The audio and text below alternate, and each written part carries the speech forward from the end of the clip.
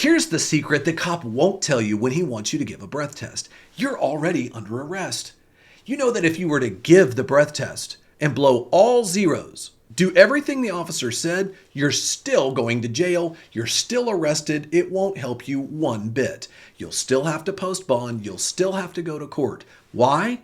Because under most states, there's 3 ways to prove intoxication. One is to have a blood alcohol level of 0.08 or higher at the time of driving. The other is to have a loss of the normal use of your mental faculties because of alcohol or drugs, or have a loss of the normal use of your physical faculties because of alcohol or drugs. So, if you cooperate and you give them a breath test where you blow all zeros, they'll say that you must have still been intoxicated in some way and not had the normal use of your mental or physical faculties. So you can't win for trying. But wait, is there a big difference between refusing a breath test versus a blood test? In the U.S. Supreme Court case of Birchfield versus North Dakota, the Supreme Court ruled that the police cannot make you take a breath test, even though they can potentially suspend your license and create some administrative fines. However, when it comes to a blood test, if you refuse the blood test, the only recourse is for the officer